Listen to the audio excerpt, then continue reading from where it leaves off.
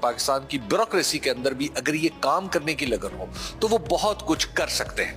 اس کے ساتھ دوسری جو چیز مجھے بہت ہی پسند آئی وہ ہے کہ بورڈ میں آگے جو کچھ ہم نے دیکھا